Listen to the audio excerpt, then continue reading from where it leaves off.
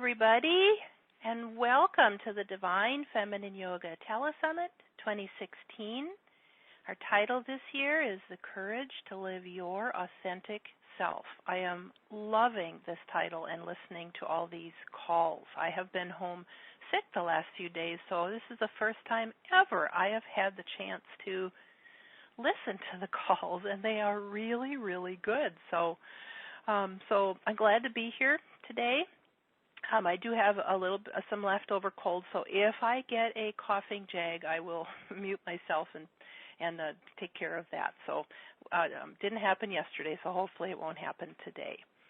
And just so you know, I'm Jane Meinz, the Director of Coaching with DivineFeminineYoga.com, and I am one of your co-hosts for our telesummit. And today I am just really happy to be here with Jurian Hughes for this conversation entitled Stepping into Courage and Authenticity, the Yoga of Yes. And so this session will be about just, Jurian will share with us how these 7 principles of the Yoga of Yes can help us both on the mat and off the mat with our authenticity and just being grounded in our body. So I'm looking forward to that. Okay, so let's see. Today is Thursday. I'll also be on the call right after this with Christina Sell, so I hope you tune in to that. And then just want to remind you, too, that we have calls tomorrow, and on Saturday we have something we've never done before, which is a fundraiser. And so Janice Bowersox will be speaking to the issue of Syrian refugees. She went to the island of Lesbos. She was there with Angela Farmer and actually was there in the trenches serving the Syrian refugees there. In particular, we're going to be focusing on the women refugees who show up soaking wet with nothing, kids, pregnant, women on their periods, and they have nothing. So we're going to do what we can to pitch in for that and help those women just showing up on shore. Let's see. I want to remind everyone to also, we're on Facebook, so go to facebook.com/Divine Feminine Yoga. And if you look at the banner for Jurian, you can make your comments, post questions, and she'll pop in there and answer and, make comments and stuff. So feel free to do that. Also, just want to remind you that these calls are available for 48 hours after the call. So you can go to yogamoonpass.com and listen in on that. Takes us a bit. I think by 6 p.m. Pacific time, the calls are up on the site so you can listen to them. And also, for those of you that want to own this entire set and have all the transcripts, we have that available to you for purchase, yogamoonpass.com. You can find out about that. Also want to remind you that we have Yoga Sun Pass available for those women out there listening who have studios, who are yoga teachers, whether you're new at it, old at it, been there, done that, program that might help you get your business more in alignment with what you want to do and have it be more thriving. So check that out. We have special pricing on both the Moon Pass and the Sun Pass. So it's yogasunpass.com. Okay, let's see. I want to say a little bit about Jurian before I bring her on here. So she is the co-founder of a wildlife sanctuary, and she is a 10-year faculty member at Kripalu Center. She is a yoga teacher trainer and also a Let Your Yoga Dance trainer, too. And she's a voice coach and a theater performer, and has a style that is described as passionate and playful, inspiring, very present, very real. She's a graduate of Williams College and New York University's Tisch School of the Arts, and has more than 50 professional theater credits on and off Broadway. She's also, I guess, been on television and a variety of other sort of film-related things. Let's see, what else do we have here? She leads workshops and trainings, and she is also the creator of a CD called Deep and Delicious Yoga. Oh my gosh, that sounds great. And a DVD called Gentle Kripalu Yoga with Jurian Hughes. So she's up to some really groovy stuff. So let's just bring her on here. Hi, Jurian. Welcome to the summit. Hello, Jane. How are you? I'm good, other than feeling just a tad under the weather, but I'm really, really good. I'm sure we'll rock it in this conversation. Oh. I figure what's the worst that'll happen? I'll cough and I'll have to mute the phone, so no problem. No problem. So, tell us a little bit about yourself, Jurian. Just hop in here where it feels like you want to share. You just made me sound so impressive there. Made it sound like I should know what I'm talking about with this courage and authenticity. You are impressive, Jurian, and you know. So far in all these calls, I've been hearing speakers talk about their process and their journey of being themselves and shedding false selves. So if you're a woman and you're on this call, you've got a journey. Well, I do feel like this is, this is sort of my wheelhouse. This is what I have been practicing my whole life. I do think it's really funny that I ended up being first, as you said, an actress and then moving into being a teacher.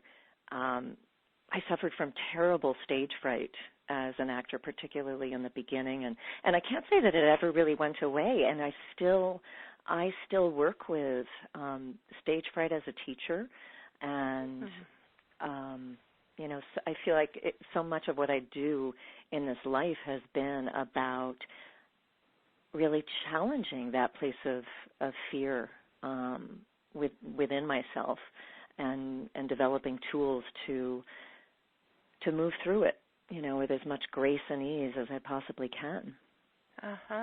What is it that you get scared of? Oh, public humiliation. That they say the great fears are, fear of death, fear of loss of a loved one, fear of loss of being able to, support yourself, and public speaking. Yes. That's, I think it's such a common fear. But beyond that, and the place that probably I'll get into more today with this Yoga of Yes is, in my background, I discovered somewhere along the way, I can't even remember exactly where it was, that I struggled with depression. And so something that I found myself fearing as I moved through my life, not so much on stage or as a teacher, but as a human being, was coming up against these moments in my life of feeling like, oh my God, the bottom is going to drop out from under me. And how do I make myself through those places as gracefully as I can? And Yoga of Yes really is also very much about that for me. So did you, and thank you for sharing that. That's being very vulnerable, sharing that you have, struggled with depression. And is that something that you have, I want to say words like, I guess, healed or shifted? Is that different for you now? Definitely healing has happened through, I think a lot through being an actor. Fifth chakra, voice, self-expression, finding a place in the world where there was it was acceptable, in fact, encouraged to bring voice to the less quote-unquote attractive emotions. Having grown up in a home where, fabulous parents, but from another generation where, really keep those less pleasant parts of yourself under wraps, the sad, the anger. And so becoming an actor and finding a place where that was actually encouraged to bring that to the fore. And then through teaching, again, a lot of healing of fifth chakra, the throat center and the place of communication, self-expression. And there's so much, there's so much alignment for me in these two worlds. There's so much intersection between theater and yoga. It's sort of, that's really been my passion over this last decade that I've been teaching very actively at Kripalu. Both the worlds of theater and yoga ask us to move into alignment with what is, because that's where the juice is. That's where the life force is. That's where flow is, where creativity is. Our full self-expression lives there, and in moving into that place of alignment, both of these worlds, the philosophy of the tools of theater, the tools of yoga, ask us to move out of self-judgment and into this more expansive place of self-acceptance. And that's really what the Yoga of Yes is all about, how to do that. Can you share, that's interesting to me about the world of theater and the world of yoga and how that helped you and how they kind of go together. Do you just want to take like a couple more minutes and say some more about that? Sure. It was really when I first came to Kripalu, I came to Kripalu having left New York, where I had been an actor for most of my life and really had pursued that world since I was 12. It really was a calling to be an actor. And then I made this huge detour and found myself, I had reached a point in my life where I really felt like, I think I'm done. There are a lot of sacrifices one makes to be an actor, particularly a theater actor, as you can probably imagine. Not the most luxurious lifestyle necessarily, and I had a lot of success in that world. But I made this big detour, found myself at Kripalu, where I spent 2 years as an intern, so essentially a volunteer. And I would wake up in the morning, I'd say, now, what is the through line? Surely there is a through line in this life that I've led between theater and yoga. And it really is, as I said, it is the courage and the authenticity. It's this place of how do I step into more alignment? There's a saying, as I align myself with the universe aligns itself with me. And in theater, so much of what we have to do is to work with the self-critic, because that is so much an energy of no. That is what stymies our creativity. That is what keeps us from ever beginning our journey. And that yoga... So true. Yeah. And yoga for me has been so much a path of going inside after living in a world of theater where so much of your affirmation comes from outside. You don't get to do a play, you don't get to do a film unless someone chooses you as an actor. And so much of my life had been about seeking validity outside of myself. Becoming a yoga teacher and a yogi was really about finding within that place of self-acceptance, that place of worthiness, and finding that, that place of yes within myself, the place that I could tap into, and I was rehearsing, but something that was really hard to do in the profession of being an actor. If that makes any sense. Yeah. Say some more about this and Yoga of Yes and your process with it. Yeah, I'd love to.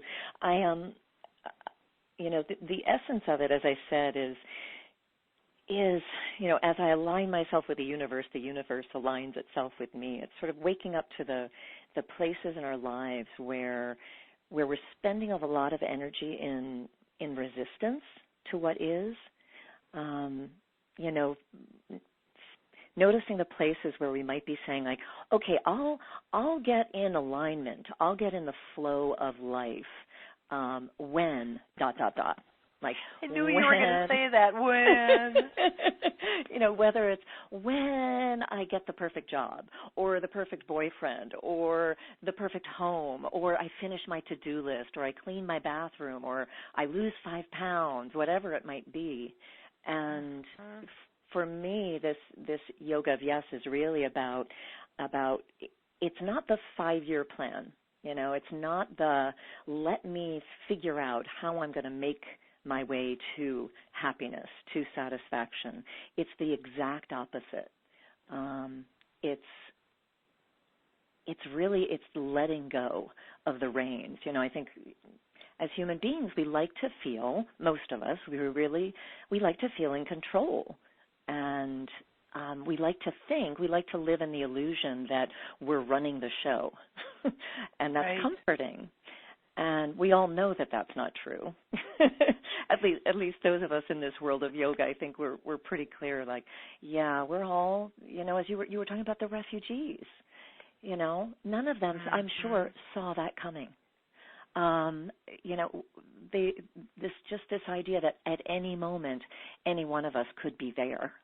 That's true. So we're not in control of the big picture. And to wake up to the places in our lives where we're still desperately trying to control the show, and instead say, let me just surrender. Let me just surrender to what is. Because for me, although the 5-year plan is really productive, the miracles in my life have come from those times when I had finally just said, let me just let go of the reins. How did you do that? What was your process of doing that? Letting go of those reins. Yeah, I was going to, this comes back to the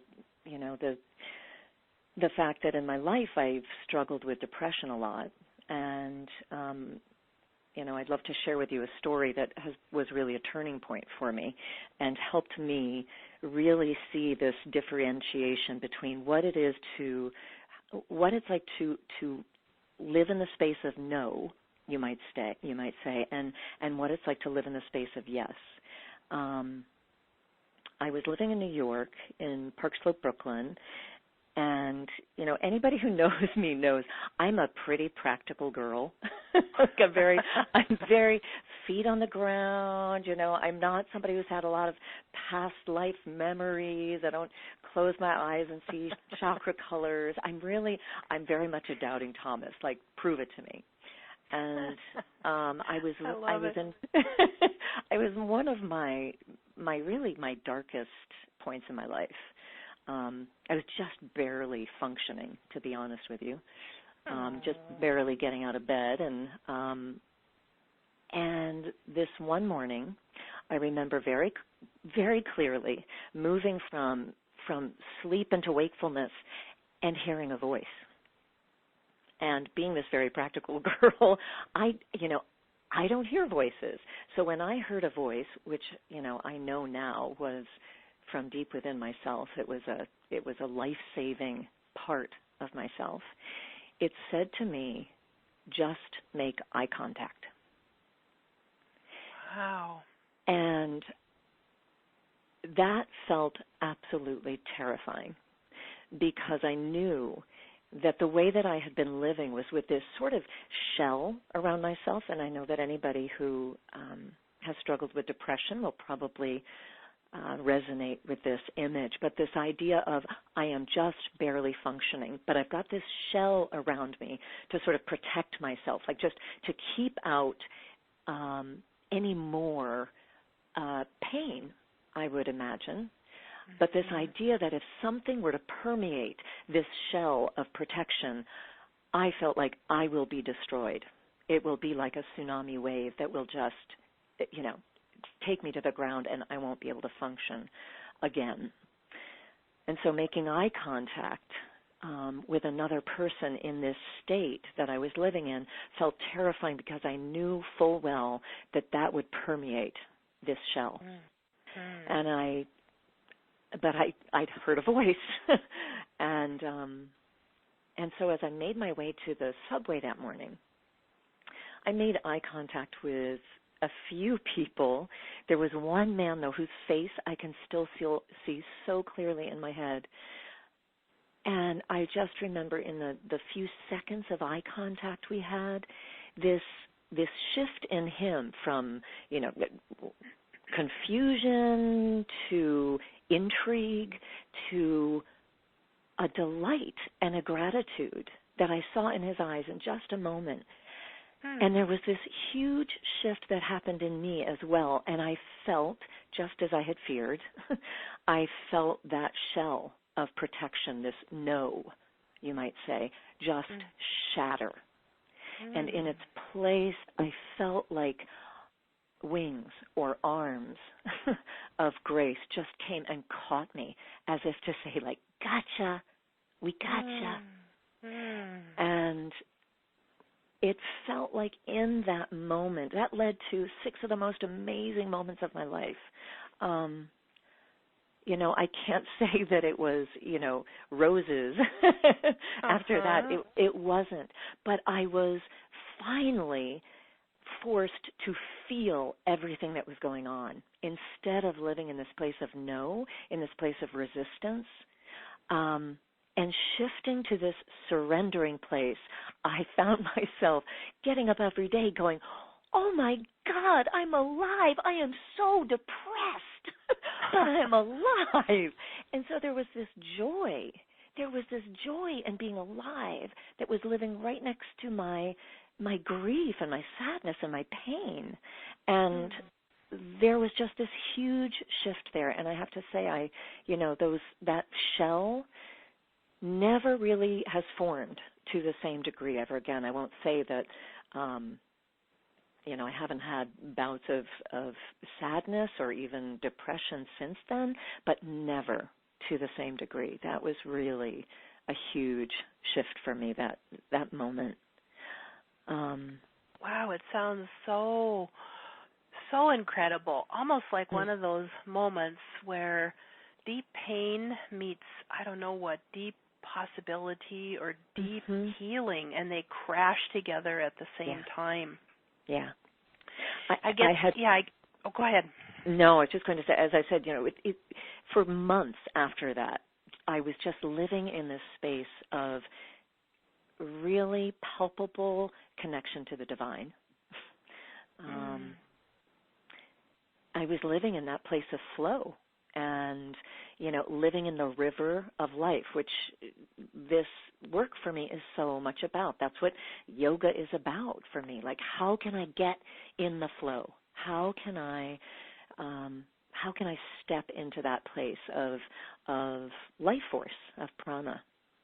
Yeah. And when you were in that flow of the divine, that very connected space, was that an act of yielding on your part? Were you talking somewhere outside of you? How did you do that? It feels like it was that one, in that moment, that story from years ago, that really felt like one very small decision that felt like a humongous risk. It felt like a tremendous step into courage and authenticity. But after doing that, it was all about letting go. It's like, it reminds me very much of a moment I had just a few months ago where I jumped out of an airplane for the first time. Oh my gosh. Where it really was very similar, doing something, and as someone who has a fear of heights, but as any sane person would probably have some fear about jumping out of an airplane for the first time, but something that, just this desire to move through that, to do the one small thing, which was to move from the plane to the air. That's a very small step, but it felt so huge. And then after that, it was just, total letting go, total surrender, total yielding. And God, that next minute of free fall was a minute of complete and direct connection to the divine. It just absolute awe. And very much like that moment walking to the subway years ago, really. Just seeing so clearly. And then the question became for me, after I lived in the high of that moment years ago for quite some time, and after stepping out of the airplane, I lived in the high of, oh my God, I can't believe I did that for some time. But then ultimately, as Jack Kornfield says, after enlightenment, the laundry. Right.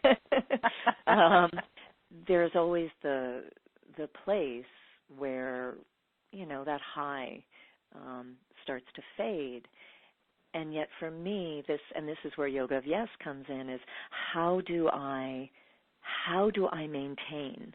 How do I practice? What tools do I use to cultivate that palpable experience of the divine, that feeling like I'm in flow, I'm in the river, I'm in life force on a daily basis, even when I'm not in those places of a high. And that's what the 7 principles are. Do you want to share what those principles are? Yeah, I'd love to. Oh, great, let's do that. Yeah, I'd love to share some tools. Hey, before you say that though, the guy who smiled back at you keeps coming into my mind. Oh. And I think there's just a part of me that wants to acknowledge somehow, like I think in pictures. So as you were telling that story, I had the picture going on in my mind, and I saw you coming up the steps of the subway and being in pain but just having that courage of, okay, just look some people in the eye. And then this other person who you probably never saw again, you don't know his name, you don't know anything about him, he benefited even in a nanosecond with what you did. And I think that's why he keeps coming into my mind, is even on some of our worst days, we can still give somebody else a leg up, or just that moment where they get to glimpse their divineness. Yeah. And that's why we practice yoga, right? Yeah. So that's why we practice compassion for ourselves, so that hopefully that will ripple out from us into our relationships. But yes, just in those moments of contact with another person in the grocery store, or the way we respond to somebody, and as we're driving to work, and that's beautiful. Thank you, Jane, for reminding me of that. Yeah. Well, he kept coming up in my mind, and I just thought, well, he's not done yet in this conversation. So, but now I don't see him anymore. So now I think we're complete with it. So, if you want to share those 7 principles, I'd love to hear those. Oh, I'd love to. So the first one is, everything you do is brilliant and correct. And this comes from one of my beloved teachers from the theater world. And I should preface this all by saying these 7 principles are yoga principles, but they're also theater principles. And this is, again, coming back to that place where, for me, these 2 worlds are so aligned. There's such intersection between them. So this is from the theater world. Everything you do is brilliant and correct. And this was the rule. The primary rule in games class, which I would play at NYU with a brilliant man named Paul Walker, who has since passed. And in games class, he might say something crazy like, okay, you 10 people jump up and you're going to act out Jane's dream that she had last night as a Three Stooges comedy. Go. And there'd be no time to plan. There'd be no time to respond. And the idea was that you would throw yourself into that request, into that improv, by saying, everything I do is brilliant and correct. And it was simply a tool to work with the self-critic, because the self-critic keeps us in the place of no. The self-critic says, but I don't know Jane, or we didn't talk about her dream last night, or I hate the Three Stooges. The yes, saying, oh, everything I do is brilliant and correct, makes for absolute chaos in that improv, in that game. But in that improv, in that chaos, there would always be moments as you witnessed it or as you experienced it of miracles. Just absolute, what just happened there between those 2 people that was not planned? And that couldn't happen if everybody sat on the sidelines. So everything I do is brilliant and correct is simply a tool to help us sort of take that first step into the river. I love it. Yeah. Talk about ultimate creativity. Yeah. And, and in the yoga world, Dina Bandhu, Garrett Sarley, who was CEO of Kripalu for some time, I remember him saying in a talk once, when you're trying to make a decision, it's the decision that creates the most life force. And he was very quick to follow that by saying, now that won't be the neatest decision. If you're trying to make a big life decision about a job or a relationship or whether or not to do something, the one to go with, yogically speaking, would be the one that creates the most life force, that gets you into that river. And so those two, it's very similar. Everything you do is brilliant and correct. Just get in the river. The next principle is very similar to that, and this is just say yes. I think it was Nancy Reagan who said just say no to drugs. Yes, I believe it was. Yeah, this one is just say yes. And if you're thinking of, I like to actually sort of yoga off the mat, like yoga of relationship, I find really helpful to think about this one, to look at the places in our lives where we're saying no but. And I always think of when I moved into a house for the first time with my beloved David, and my answer so often to something that he would suggest would be, no, but. And that doesn't create any, it doesn't create any teamwork. It doesn't create the space for us to move ahead. So to look for the places in our lives where we're saying no, but is really helpful, or the even more subtle one, which I use a lot, yes, but. Which also still creates, that doesn't create flow between two people. But to look for how can I, and the secret is you can actually even say the same things if you move to the place of yes and. And no one is allowed to tell David this. But I have found over the years that I can say the same things to him. But if I think of it as, yes, that's a great idea, honey, and I was thinking this, and that subtle shift from no to yes suddenly creates great flow. That is great. I love that tip. Yeah. The next one is listen, listen, listen. And this is very much from the world of theater. My grandmother, when I was younger, she would always say, how do you learn all those lines? Now I get why she would ask me that. But the idea was less effort. This is all about releasing effort. The more we can move to a place of listen, listen, listen, when I'm in a scene, to not put my energy, not put my focus on, oh my God, I've got a line coming up. Oh my God, I've got a line coming up. That just creates tension. That creates resistance. But if I can instead if you and I are doing a scene, if I can just put all of my energy into just effortlessly listening to you, when you finish talking, I'll know what to say, if it's a fairly well-written play. So less effort in the preparation, more in the just being right here with you, listening.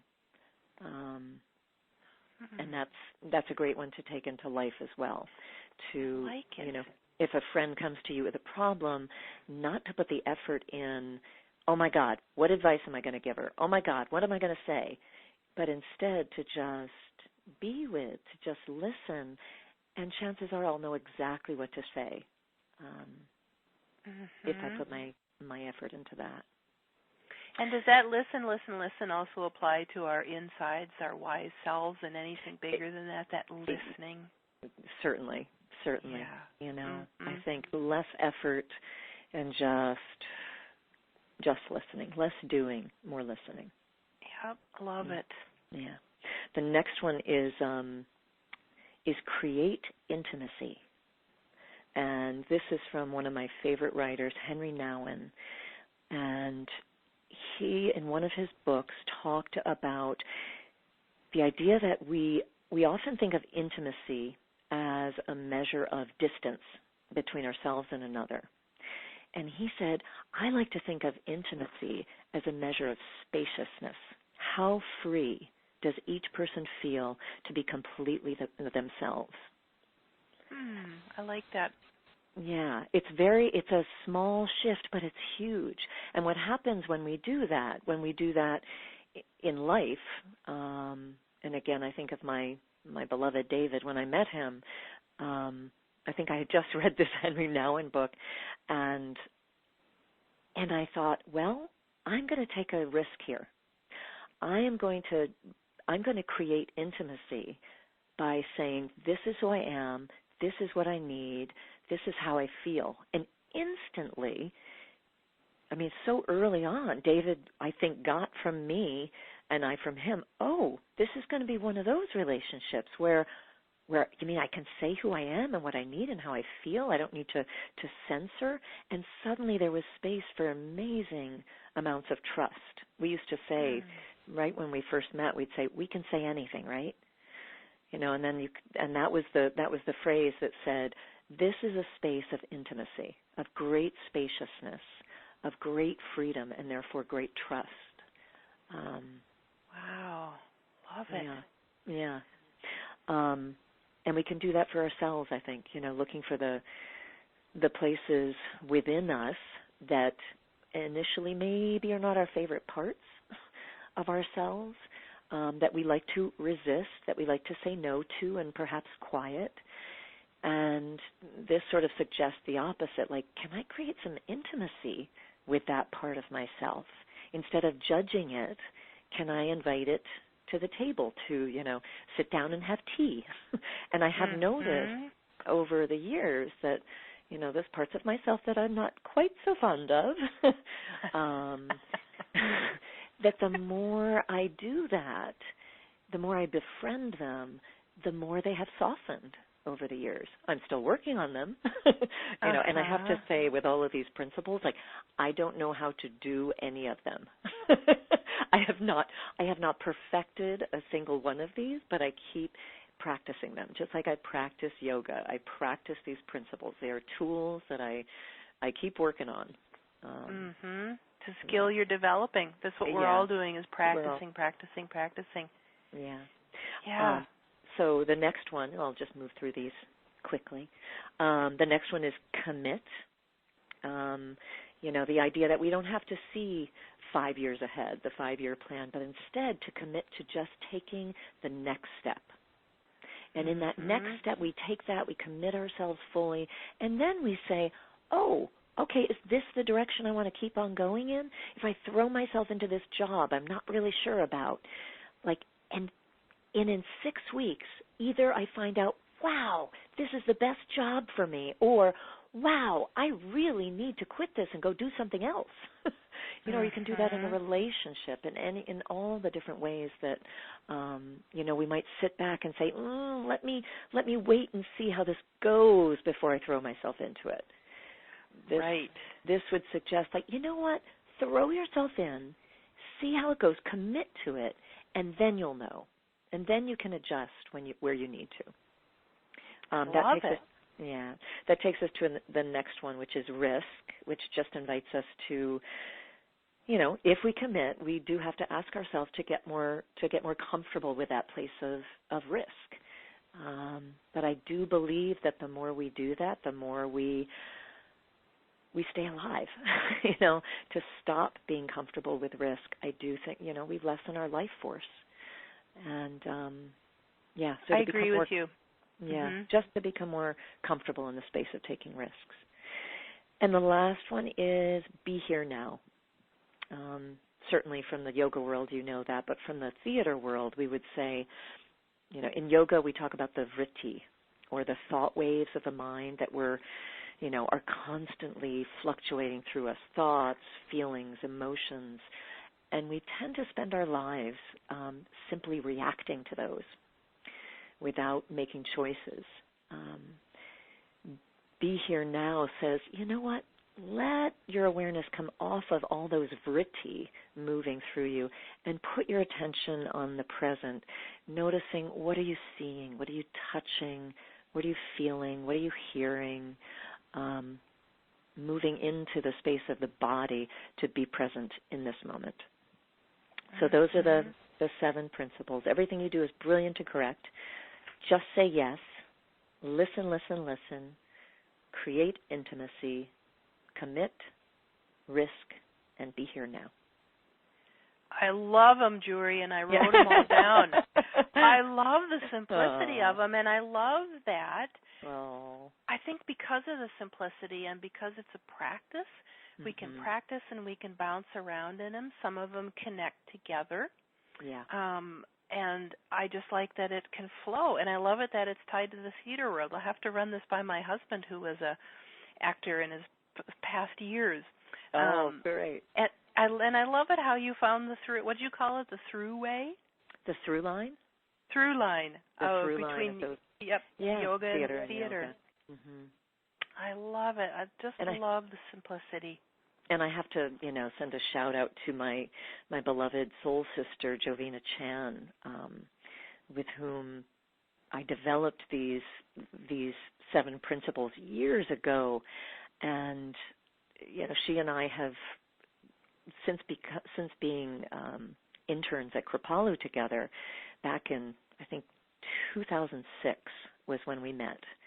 And we have been teaching together for a decade, and really our work together and separately is very much along the lines of these principles. She also is from the world of theater and dance, and together we're actually moving into a new phase, playing with these principles, where we have formed a company which we have called a wildlife sanctuary. I wondered what that was. Yeah. We're going to be teaching our first workshops with that coming up at Omega this summer in July, and we're very excited. We're brainstorming all sorts of things about how to rewild ourselves as human beings. How do we keep, because it becomes scarier and scarier, it seems, as we get older, to make those choices to take risks. I had on my bucket list for decades that I was going to jump out of an airplane, and then somewhere along the line it just sort of fell off my bucket list. And I think I unconsciously thought, oh, I'm too old. Oh, that seems frivolous. And I am so glad. Jovina Chan is the one who got me to jump out of that airplane, by the way. But how do we keep choosing life? How do we keep choosing to take risks and to expand ourselves? Is so important to me. It is, and it really is a practice, so that really much like a muscle, if you don't exercise the muscle, it gets all flabby. Yeah. Yep. Well, Jurian, our time is actually up. It went so fast. I know. Before we go, let the listeners know how they can get a hold of you. What do you got going on? Sure.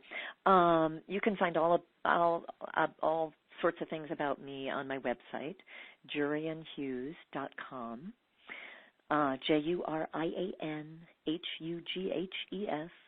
On there you'll see information about a wildlife sanctuary and the Omega retreat, as well as things coming up in Jamaica and a workshop coming up on Mother's Day weekend at Kripalu.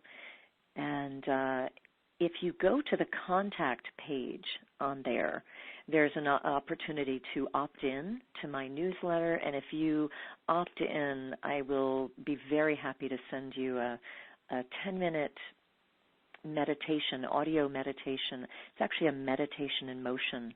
And the theme of it is practicing the principles of the yoga of yes on the mat in a self-guided, moving meditation.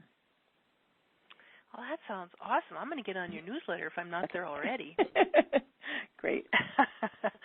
Okay, so everybody, that you can go to jurianhughes.com, JurianHughes.com. Sign up for her newsletter. You get the groovy newsletter, and then she'll also email to you that 10-minute. I think you said a 10-minute audio. Yep. Yeah, audio sounds down. great. Yeah. And then just want to remind everybody to pop on Facebook and post your comments. Have a discussion there about these 7 principles. Where are you at? Which one do you find the easiest, the hardest? And Jurian, you'll be popping in there over the next couple days and just responding? Yes, of course. Okay, great. Yeah. So you get that opportunity then to interact. Yeah, I'd love to hear what people thought. Good, yeah. Everything you do is brilliant and correct. I have decided that I'm going to take that, put that on a beautiful piece of paper, and pin it up onto my wall. I use that one all the time. Yeah, that one really Paul Walker. stuck out at me. Say that again? You did what? Thank you to Paul Walker. Paul Walker. And you can also, on my website, if you didn't write down these principles, if you go to my website and you go under About, there is a heading entitled Yoga of Yes, and you'll see a little bit about what I just spoke of, and you'll see the principles there, and just a couple of links to Henry Nouwen, Anne Lamott, who's very much about this work, and Paul Walker, and you can find all that there. Great. Sounds awesome, Jurian. Well, thank you so much for being here.